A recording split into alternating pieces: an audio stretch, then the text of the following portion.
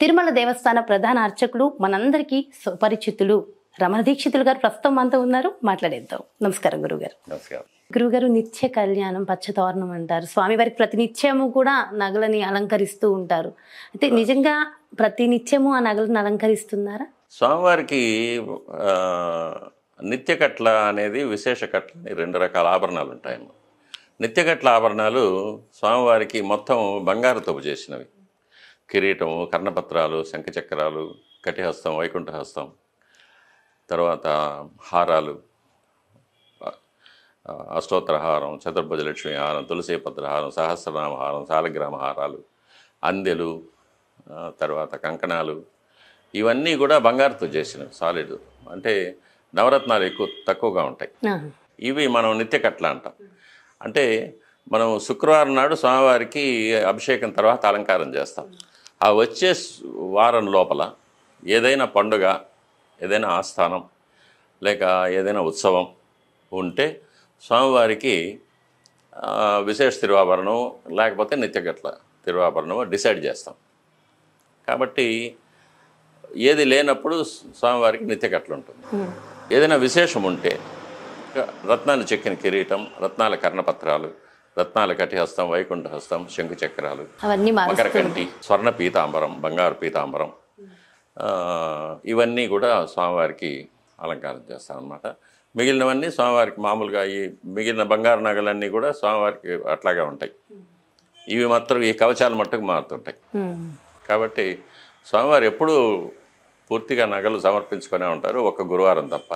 ఒక్క గురువారం తప్ప.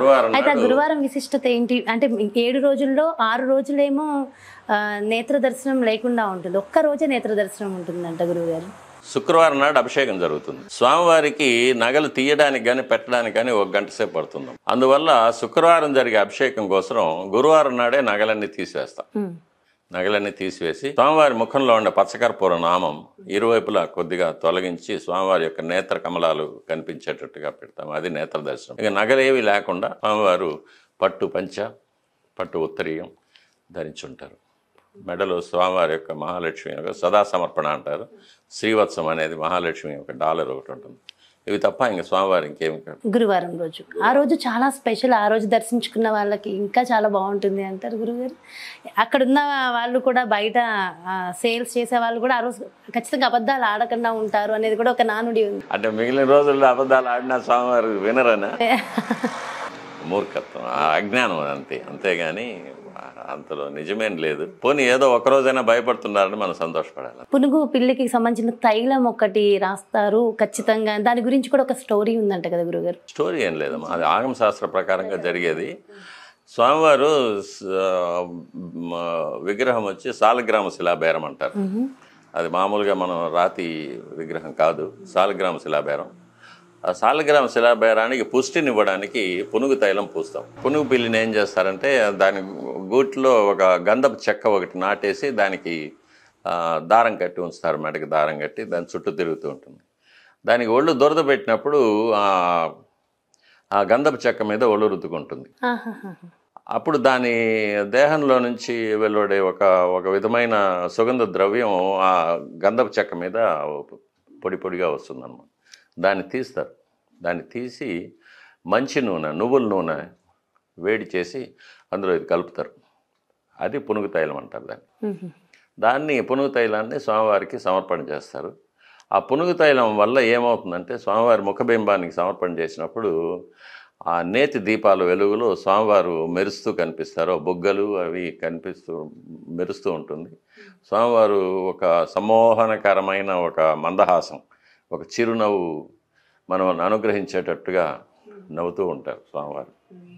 అది ఒక అలౌకికమైన ఒక స్వామివారిలో లీనమైన వాళ్ళకి మనం చూసే వాళ్ళకి మనకు రకరకాలుగా స్ఫురిస్తుంది. అది ఒకటి, నువ్వు చేసే తప్పులనే నాకు తెలుసు, నేను చూస్తూ ఉన్నాను అనేలాగా ఒక నవ్వు ఉంటుంది. నువ్వు ఇంత కష్టపడుతూ ఉన్నావు, నిన్ను అనుగ్రహిస్తాను, బాధపడకు అని లాగుంటుంది.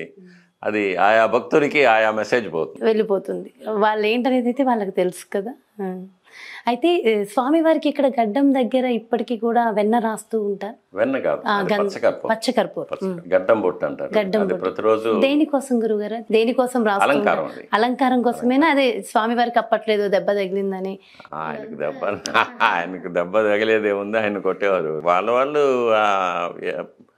వచ్చినది వాళ్ళు ఏర్పరచుకున్న కథనాలు అవన్నీ. గురువుగారు ఇక్కడ అన్నిటికన్నా ఒక ముఖ్యమైన విషయం ఏంటంటే, ఏదైనా మనం ఒక దేవాలయానికి వెళ్ళినప్పుడు చక్కగా స్నానం చేసుకుని శుభ్రంగా ఆలయానికి వెళ్తాం. మన ఇంట్లో కూడా దీపారాధన చేయాలన్నా అలానే దీపం పెడతాం.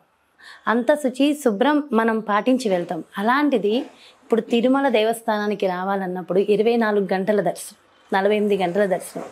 సో అదే దారిలో ఓకే అక్కడే వాళ్ళు అన్ని రకాల కార్యక్రమాలు నడిపించుకుంటూ మరి వెళ్ళి స్వామివారిని దర్శించుకున్నప్పుడు మరి అంటూ ముట్టు ఉండవంటారా? అది మనమే చేసుకున్న తప్పమ్మ. అది ఏదో సంవత్సరంలో ఒకసారి వచ్చి స్వామివారిని దర్శించుకొని ఆయన అనుగ్రహం తీసుకొని పోవచ్చు అనుకుంటే బాగానే ఉండేది. కానీ ప్రతిసారి ఇప్పుడు ఎట్లా అయిపోయిందంటే, తిరుమలలో దర్శనం అనేది ఒక స్టేటస్ సింబల్ లాగా అయిపోయింది. మా అధికారాన్ని చూపించుకోవసరం, మా దర్పం చూపించుకోవసరం, అందుకోసం స్వామివారి దగ్గర రావడము, నాకు విఐపి దర్శనమే కావాలనడం, నేను ఇంతసేపు స్వామివారి దగ్గర నిలుచుకున్నానని బయట వచ్చి గొప్పలు చెప్పుకోవడం, ఇవన్నీ సామాన్య మానవుల యొక్క అజ్ఞానాన్ని సూచిస్తాం. ఒక మహానుభావుడు చెప్పినట్టు, మనం స్వామివారిని చూడడం కాదు, స్వామివారు మనల్ని చూడాలి అని. కాబట్టి ఇవన్నీ కూడా భక్తులు మళ్ళీ మళ్ళీ మళ్ళీ మళ్ళీ వస్తూ ఉండడం వల్ల ప్రతిరోజు 70,000 మంది 80,000 మంది దర్శనం చేసుకోవడానికి రావడం వల్ల అది కొన్ని ఉద్యోగస్తులు కానీ లేకపోతే విద్యార్థులు కానీ వారికి సెలవులు వచ్చినప్పుడే దర్శనానికి రావడం కానీ, జరిగేటప్పుడు ఒక 2 రోజులు సెలవు పెట్టి స్వామివారి కోసం వస్తే సరిపోతుంది.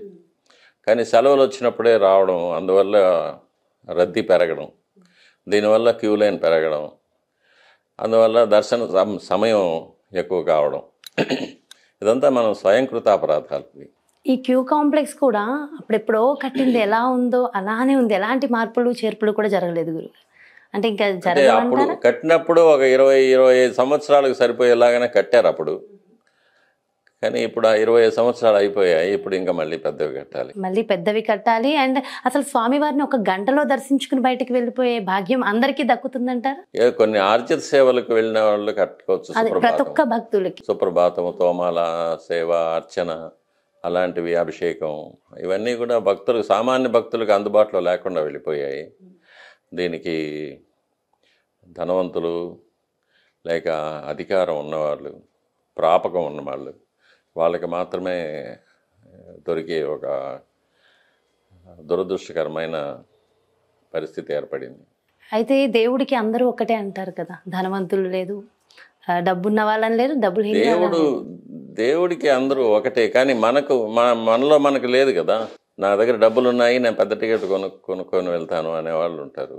నా దగ్గర డబ్బులు లేకపోతే నేను క్యూలోనే వెళ్తాను. అయితే భక్తులు కూడా ఎంత ఇబ్బందులు పడుతూ కూడా అంత క్యూ లైన్లలో అన్నన్ని గంటల నుంచి కూడా స్వామిని చూసేసరికి ఒక్క నిమిషం మళ్ళీ వచ్చేస్తూనే ఉంటారు. దానికి కారణం ఏమై ఉంటుందంటారు గురుగారు?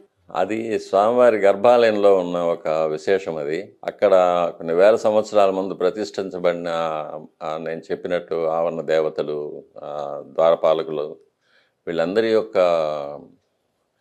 దివ్యమైన శక్తి వలయాలు ఏర్పడి ఉంటాయి.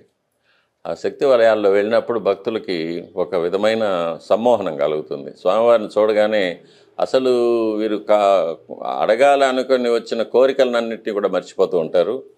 అలా చూస్తూ ఉండిపోతారు. వాళ్ళని తోసినా లాగినా అవన్నీ కూడా అసలు వాళ్ళకి శరీరం పైన స్పృహే ఉండదు. బయట వచ్చే వరకు కూడా ఆ ట్రాన్స్లోనే ఉంటారు వాళ్ళు. అది స్వామివారి యొక్క మహత్యం. అయితే ఈ తోయడం, లాగడం, చేయడం అంతా కాస్త ఇబ్బందికర వాతావరణమే. ఆడవాళ్ళని దోసినప్పటికీ, మగవాళ్ళని దోసినప్పటికీ చాలా ఇబ్బందికర వాతావరణం. ఇలాంటివన్నీ మారవంటారా? అది పరిస్థితుల్లో దాని గురించి నేనేం చెప్పలేను. అది అధికారులకు సంబంధపడిన విషయము. అయితే స్త్రీలు గురువుగారు ముఖ్యంగా 24 గంటల ఈ దర్శనంలో ఉన్నప్పుడు స్త్రీలకు అనేక రకాల ఇబ్బందులు వచ్చే అవకాశం ఉంటుంది. తెలియదు కూడా ఎప్పుడు వస్తుందో. మరి అలాంటప్పుడు అటు ముందుకు వెళ్ళలేరు, ఇటు వెనక్కి రాలేరు. అలాంటప్పుడు ఏం చేయాలంటారు? ఏదైనా ఇబ్బందికర వాతావరణం ఏర్పడినట్టు బయటకు వెళ్ళిపోవాలి.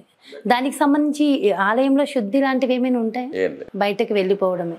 ఆగమశాస్త్రం ఒప్పుకోదు వాళ్ళలో, ఆలయ ప్రవేశం వాళ్ళ. అంటే అక్కడ చెప్తే పర్మిషన్ ఇచ్చి బయటకు పంపించేస్తూ ఉంటారు. సో చాలా చాలా సంతోషంగా ఉంది గురుగారు, మీతో ఇన్ని విషయాలు ఎంత చక్కగా మాట్లాడడం చాలా చాలా ఆనందంగా ఉంది.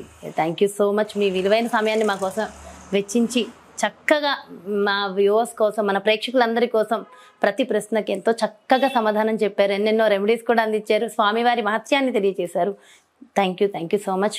కోటి ధన్యవాదాలు గురుగారు. నమస్కారం. నమస్కారం. చూసారు కదండి, నిజంగా చాలా చాలా సంతోషంగా ఉంది. ఈరోజు మన రమణ దీక్షితులు గురువు గారితో చక్కగా స్వామివారికి సంబంధించిన ఎన్నో విషయ పరిజ్ఞానాన్ని తెలుసుకున్నాము. చక్కటి రెమెడీలను కూడా మరి గురువుగారు మనందరి కోసం అందించారు కదా. ఖచ్చితంగా స్వామివారి విషయాలను తెలుసుకున్న మనందరం కూడా ధన్యులం. మరో చక్కటి ప్రత్యేకమైన కార్యక్రమంతో మళ్ళీ మీ ముందుకు వచ్చేస్తాను. నమస్కారం.